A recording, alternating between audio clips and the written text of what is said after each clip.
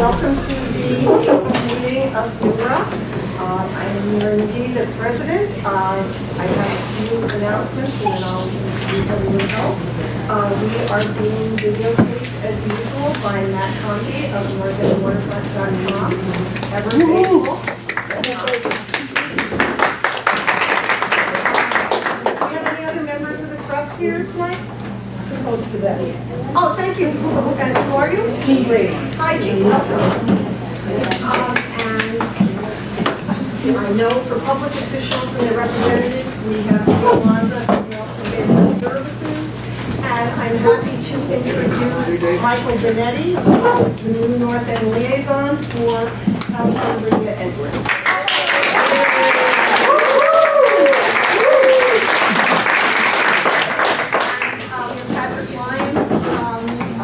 Our state representative, Aaron Michael, is office. Is there anyone I missed?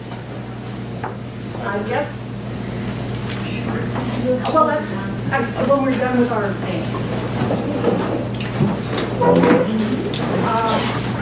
okay, we have Dave Goggins, our vice president. There's Robin Reed, who's our Parks and Open Spaces chair. We have Jen Crampton, who is our secretary, Cheryl Del Greco, who is a sergeant at arms, and Sue Benveniste over there is our treasurer. So that's the executive committee. And oh, I'm sorry, Victor Bronya, our ZLC chair. But I'm not an officer.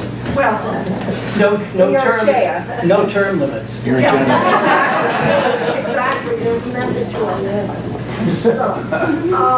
The President's report is very brief. I just want to let you know that if you haven't seen it, our website is up and running, except today it's down for some updates, but it will be back up tomorrow, but it looks great, and I hope everybody can check it out. I think that's pretty much it. If you haven't renewed yet, and we still have some who haven't, I would appreciate it if you would do that. And I'm going to turn it over to Robin Reed because he's looking at something. Hi, also very short. Jesse Brackenbury wanted me to let everybody know that he was scheduled for the March meeting. Our March meeting was canceled because of the snow. So he was ready to address all of the questions that came up at the February meeting. He was not able to. No one was able to make the March meeting, our agenda was full tonight, so he couldn't be here tonight because of our agenda. But he's always open to answering questions about the Greenway. And the Lynch Foundation reconstruction of Parcel 10 is ongoing. It has started, and it's going to be beautiful. They hope to finish that by May. Most of the big construction on that. The roses and the gardens in Christopher Columbus Park, we've started working on those. If anyone wants to volunteer, please talk to me. We could always use volunteers to help trim the roses and work on the perennial garden. And Christopher Columbus Park is having a top lot cleanup and celebration on Saturday, March 5th from 12 noon to 2 p.m. If anybody wants to May. I'm sorry, May 5th. Sorry, May 5th. Great. And Dave has an update to the RUP group. All right, Neighborhood North End Dog Group is having a Better Late Than Never grand opening celebration April 28th, Saturday, the last Saturday of the month, from 10 to 12. The entire neighborhood is invited, whether you're a dog owner or not. You may or may not know that the park was recently renovated and opened unofficially in December, but we're going to have the full-blown grand opening celebration on April 28th when all the features of the park will be available to everyone who shows up, but most notably the water features will be turned on by then. So if you haven't had a chance to come by and see the new park, this is a great opportunity, and we hope to join us on April 28th. Thanks. Thanks, Dave. And I should just say Robin should have actually said that we couldn't have the meeting because of the so-called snow. But lest you think we're a bunch of wimps, if the Bizarro Center closes, we're closed. So, and that's the problem with kind of the lack of venues we have in the neighborhood. So that's what happened with our last meeting. Mary, Yes. I had a question for Robin Oh, sure. regarding the presentation that Jesse was going to give last month. You mentioned that he would be answering the questions that we brought up at the February meeting. Those questions had to do with the Business Improvement District, BID, that would help fund some of the, I guess, what is it, $1.5 million of funding for the Greenway parks, but it would also give some authority, I believe, to businesses along that stretch over not just, probably not the Greenway itself, but the streets and sidewalks and other things like that in that area, and maybe even development in that area. I don't know how much clout they'll get. The only bid we have in the city now is the one at Downtown Crossing, which I think was very appropriate given that Downtown Crossing was failing, and now it seems to be coming back. But bids go way beyond philanthropy, and so we've got a lot of questions. Do you know what the status of the BID is at this point? No, I think we just spoke today at City Council. There was a public meeting today at City Hall for the benefit of the City Council. They've met all the petition requirements, and I guess it's the city clerk who reviews their application for the bid. That's been approved by the city clerk. So now it's up to the City Council to either vote in favor or against it at this point. Has that been scheduled? The vote? Yeah. I think they have to vote within 60 days or 30. I don't know what the time it is, but it'll be soon. Thank you. I will say Jesse is speaking at the Work District Council very soon, and that is open to the public. I don't have the date of Tuesday. Yeah, April 17th. That's at 5 o'clock at the Leventhal Center in Rose Wharf. So that's next Tuesday, the 17th. Thank you. So I'm sure he will address a lot of those questions there. Thank you. Victor? Yes. Old business and new business. The old business, I guess, is limited to the Going Bananas Market, where they will be applying for a one-year retail license. They have to get a zoning variance or zoning conditional use permit, I'm not sure which. Apparently, they haven't received a refusal letter yet from ISD because I haven't heard back for a request for it to go on a ZLC agenda or this agenda. The other item of old business is 38 Fleet Street, a two-story vertical addition. There was a ZLC meeting on the 27th of March. This meeting was, the agenda was too tight to put them on, so that will presumably be on at the May meeting. The new business is, well, let's do first Diane Royal's daughter, 445 Hanover Street. She is going to be looking for, and I'm not sure whether it's conditional use or variance, but to go into the basement of the ground floor there.